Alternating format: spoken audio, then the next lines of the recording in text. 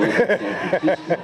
And I don't think that hurt the sales of the film. But, people really were confused. They hadn't ever seen a film like it, and they didn't know how to react to it. And so there was a lot of positive reaction, but there also was a lot of negative reaction. Also, Stanley did not, Stanley kind of recognized early on that if he was going to be the kind of filmmaker he wanted to be, he had to be independent from Hollywood.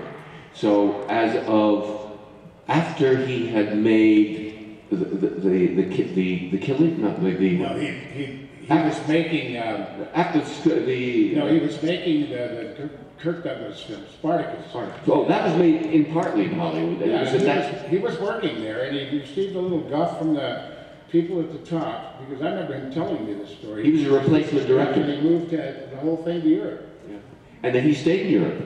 He decided he was going to live in Europe as far away from the head offices in Hollywood. And so all of his films, which were all brilliant, I think to a great extent he was able to do that because he distanced himself so completely. So there was a lot of resentment about Stanley Kubrick. Can you believe all those films that I've mentioned? I haven't even mentioned the films that after 2000. I mentioned the ones that I had been fans of before, but Dr. Strangelove and the one with Ryan O'Neal, I can't think of the name of it. Barry Lyndon and The Shining and Full Metal Jacket. And you realize, though, here's this great filmmaker, and he only averaged a film every 4.5 years. If you take his whole career, he didn't make that many films. But it is unbelievable to me that he never won an Oscar. I mean, no, it isn't unbelievable. I do understand. I think to a great extent it was the politics of Hollywood, and they really resented him. He was never even. I guess he was nominated, but he never won an Academy Award, not even posthumously. They haven't done it, which is unbelievable. Anyway, I might just add one quick thing here, something you might enjoy. We all remember the Beatles, right? Yes. Well, John, the head Beatle, liked the movie so much, and I met him once, and he told me this. He said he bought 2 tickets to every performance for 1 year in Leicester Square, and instructed set up an office, and every showing somebody got a free 2 tickets. Yeah, they were hard tickets. Like was buying buying a ticket to a Broadway play. In those days, they had first-run films. You actually bought a ticket, just like you would go to a Broadway house, and that's what he did. Yeah. Yes, he did. So it was a hard ticket, and someone would come in and say, I'd like to see Thursday afternoon, and then somebody. Well, anyway, that's never been done for any other movie, to my knowledge. Thanks. You're very welcome. Question, sir? All right. How are we time-wise? We have a little bit of time left. Another 1:30, right? Oh, okay. Yeah, so 1 o'clock. Yes, your name? Keir. Hi. Technical question. Why don't you stand in front of the mic? We'll hear you better. Or they'll hear you better. Okay. Better. How about that? Okay. In the scene, Mr. Dullea, in which you were in the computer core, disabling Hal, it's always been one of my favorite scenes because no matter how closely I look at it, you can't tell how you're being wired. And I was wondering if you could just mention how that went and how it. You mean physically how it was done? Yes. Well, for the longer shots where you see all my whole body, I was throughout the scene. I was hanging upside down, and they would kind of give a slight motion, like just to kind of. But then for the close-up, all I did was kind of do the same thing, just like I'm doing now. For the close-up, that's all I had to do, kind of a little airy-fairy. But actually, it's interesting you should mention that because clearly the characters we play were not emotional types, and that was intentional. We had background resumes to indicate the kind of psychological profiles, and that we would be about so steady in the face of adversity that it would take an awful lot to upset us.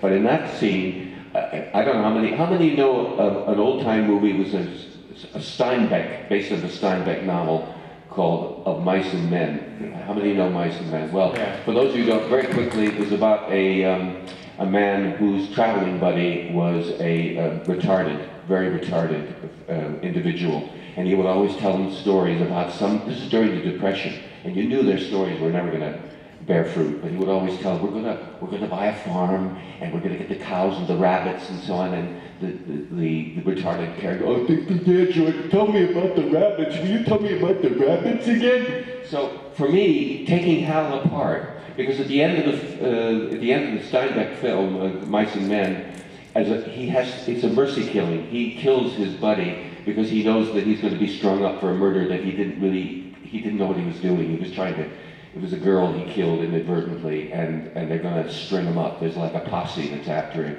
And to avoid that, and so he has him look out into the horizon. He says, and he's got the gun at the back of his head, and he says, I can't remember the Lenny, maybe it's, Lenny, remember, yeah, George, when we get the rabbits? That's right, Lenny, and as he's telling the story, he shoots him. Well, in a way, taking Hal apart was one of the emotional parts for me, because it was like dismantling this brain. It was a little like shooting on the back of the head, only it was more slow, because I would say, he'd start singing, I'd say, yeah, go ahead, sing it for me, Hal. Just trying to ease him into non-existence. Well, just one quick comment. I've been in autopilot avionics design for the last 30 years, and every time we put a display up, I look at it and say, how does this compare to 2001? And to be honest, I'm still waiting for 2001 to look dated. Thank you. That's Thank a great you. compliment. That movie never will be dated because there was a lot of research and a lot of people from NASA and a lot of people involved and some great artists creating those things and the critical eye of Kubrick. So how will it ever look dated? I mean, it's never going to look dated. I'm sorry, but the conditions and the ingredients in the stew are not going to allow that. I tend to agree. Actually, I'm sorry, I want to jump in really quickly and ask you. We've heard a lot of people talk about their favorite scenes, and I think 2001, on top of being just a brilliant journey, is a collection of some of the most iconic scenes in cinema history. So for you guys, what are some of your the scenes that really stand out for each of you? Well, for me, I think I mentioned earlier when we first started speaking, my favorite section of the film was the Dawn of Man sequence, because there are two moments that I think are just so brilliant on Stanley Kubrick's role. I mean, one is when the ape in triumph throws the bone in the air, and in slow motion it morphs into a space vehicle, and I only discovered recently that it wasn't just a space vehicle, it was a nuclear weapon. So if you think about, in a blink of the eye, Stanley Kubrick in one cut took you 1 million years in the future. And yet, what was it? It was a weapon. The first weapon morphed into the most fearsome weapon that we have today, a nuclear weapon. It's such a brilliant concept to have done that. And the other moment that's my favorite moment in the film is what I call the missing link moment, when the lead ape, this is after he's encountered the monolith, and that whatever transgresses between the monolith and whatever information, because obviously in this case it's kind of a teaching tool that changes the mind and brain of the primitive man. Anyway, he's fiddling around with bones aimlessly, kind of maybe looking for insects, and he strikes something with the bone, another bone, and a chip flies off. So action and reaction from physics. And you just see him go, when you have a dog and the dog suddenly is curious by a sound you made, the dog will go like that. Well, that's what the ape does. It's even subtler, but he just goes like that. And it's the missing link moment. It's the link from the ape to modern man. It's an extraordinary moment. So that happens to be my favorite scene. Great answer, Sam. Paul has a question for you. Hi. For me, what really makes that movie work is actually your two performances. And the part, I guess the part that I always think of is when Hal first asks you if you have any doubts about the mission.